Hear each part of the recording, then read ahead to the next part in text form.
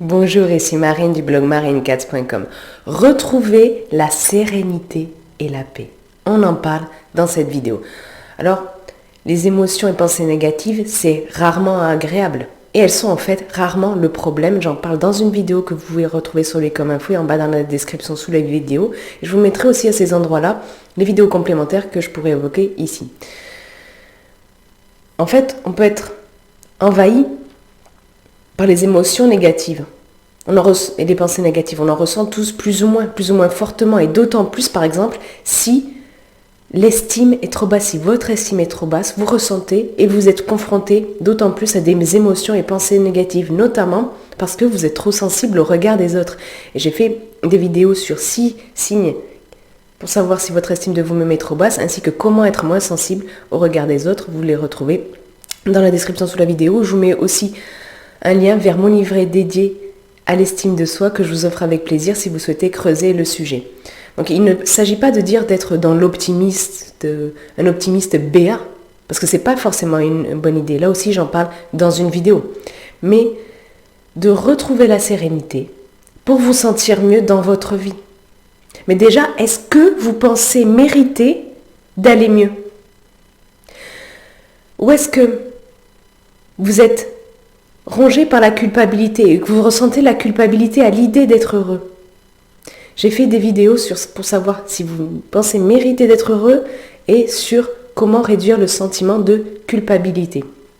Donc pour retrouver votre sérénité, il y a les philosophes stoïques qui préconisent notamment de repérer le plus rapidement possible dès que des émotions et pensées négatives pointent leur nez et de s'en détourner là aussi très rapidement. C'est pas facile, mais il faut bien comprendre que ce n'est pas une faiblesse de se détourner des émotions et pensées négatives pour retrouver la sérénité, pour retrouver la paix. Au contraire, c'est une force de savoir lâcher prise, et j'ai fait une vidéo sur les 4 zédis pour vous aider à lâcher prise que vous pouvez aller voir. Dans la même idée, c'est important de repérer le genre de situation qui provoque en vous des émotions et pensées négatives. Par exemple de l'anxiété, de la colère, de la peur. Si vous savez quel genre de situation provoque ça chez vous, eh bien vous allez faire en sorte en amont de les éviter. Et j'ai fait des vidéos sur justement comment se réduire la peur, l'anxiété, la colère. Vous les retrouvez dans la description. Mais il ne s'agit pas de dire de tout accepter, de tout subir. Non. Vous devez savoir dire non. Vous affirmer. Posez vos limites. Et j'ai fait des vidéos sur ces 3 sujets-là que vous retrouvez dans la description. Mais simplement, il s'agit d'adopter la meilleure stratégie possible qui est la plus bénéfique pour vous. Ça ne sert à rien de s'embarquer dans des conversations et des situations qui auront pour seul effet de vous faire mal. Il ne s'agit pas de cacher la poussière sous le tapis, mais de ne pas laisser les choses envenimer pour un truc qui finalement n'est pas si important que ça. Combien de divisions entre amis, entre collègues, entre membres de la même famille, sur des sujets et situations qui au fond ne sont pas si importants que ça. On se prend chou pour beaucoup de choses qui ne sont pas si importantes que ça finalement. Donc, il ne s'agit ni de se voiler la face, ni de chercher la petite bête. Je creuse ce sujet-là dans l'article beaucoup plus complet lié à cette vidéo que vous retrouvez en bas sous la vidéo. Mais retrouver la sérénité, c'est savoir distinguer aussi ce sur quoi vous avez du contrôle, parce que ça ne sert à rien de vous évertuer à vouloir changer des choses que vous ne pouvez pas changer.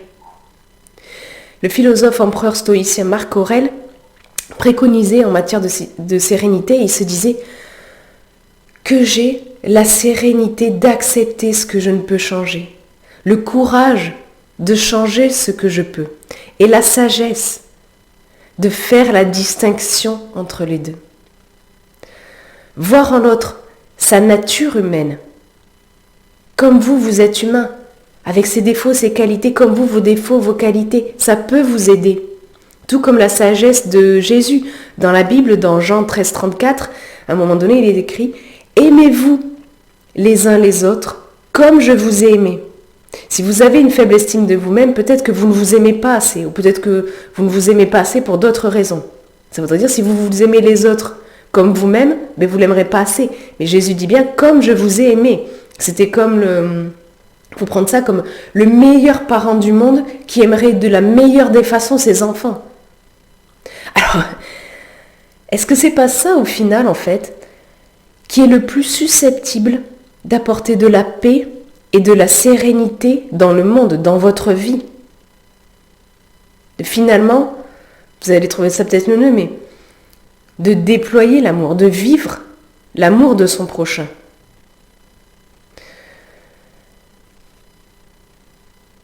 Est-ce que ça, à votre avis, ça ne permettrait pas de mettre un terme à un maximum de division?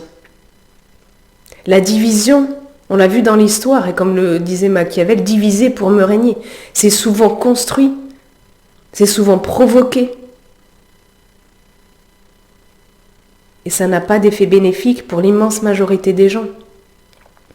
Donc est-ce que c'est facile ça, aimez-vous les uns les autres comme je vous ai aimé? Non, mais vous pouvez toujours faire de votre mieux pour ne pas tendre vers ça, pour vous rappeler aussi la sagesse stoïcienne.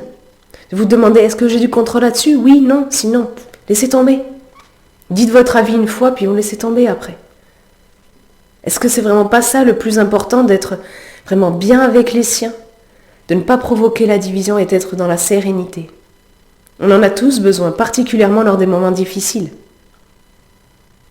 Et si vous souhaitez creuser le sujet, je vous invite à aller lire l'article beaucoup plus complet lié à cette vidéo que j'ai écrit. Vous le retrouvez en bas dans la description sous la vidéo. Et puis vous, dites-moi dans les commentaires ci-dessous, est-ce que vous avez tendance à vous laisser envahir souvent par les émotions et pensées négatives? Et quelles sont vos astuces justement pour retrouver la sérénité? Partagez ça dans les commentaires ci-dessous. Et puis si vous avez aimé cette vidéo, cliquez sur le pouce en l'air présent juste en bas à droite. Ça m'encourage surtout à faire connaître cette vidéo à des gens que ça pourrait intéresser. Et si vous en avez comme ça des gens dans votre entourage qui mériteraient vraiment de retrouver plus facilement la sérénité, la paix, de vraiment être moins dans la division, beaucoup plus dans la tolérance, partagez cette vidéo avec eux. Et puis comme je vous l'ai dit plus tôt, vous êtes libre de vous abonner à ma chaîne vidéo. Il vous suffit de cliquer sur le bouton rouge en bas à droite, puis sur la cloche pour recevoir une notification dès que je publie une nouvelle vidéo. Sur ce, je vous souhaite une excellente journée. Soyez vous-même et prenez soin de vous. À très vite.